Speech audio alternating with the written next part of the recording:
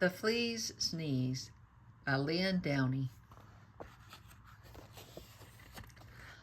On a dark, dark night in an old, old farm, in a rickety-crickety tumble-down barn, everyone slept peacefully.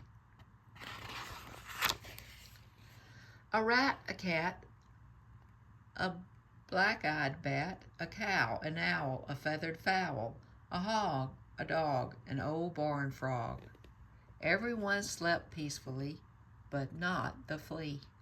This is the second story for today with a flea in it, isn't it? No one heard him cough.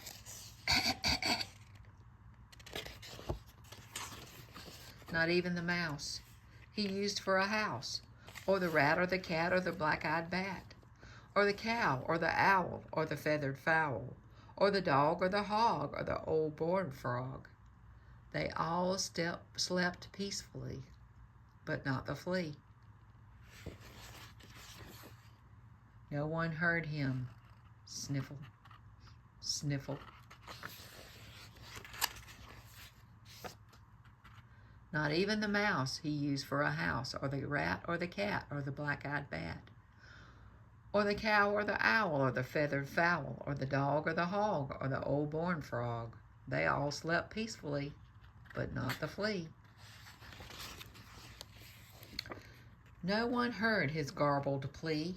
Does everybody have a tissue for me? Not even the mouse he used for a house, or the rat, or the cat, or the black-eyed bat, or the cow, or the owl, or the feathered fowl, or the dog, or the hog, or the old barn frog. They all slept peacefully, but not the flea. Then suddenly, before he could cover his snoot, achoo! It scared the rat, who cried boo-hoo, and woke the cat, who hissed moo. It baffled the bat, whose eyes turned blue, and confused the cow, who muttered moo moo. It outraged the owl, who hollered hoo hoo, and flustered the fowl, who crowed crack-a-doodle-doo, cock-a-doodle-doo. It daunted the dog, who barked woo-hoo, and sprayed the hog, who screamed yoo, and reminded the frog of his old nephew.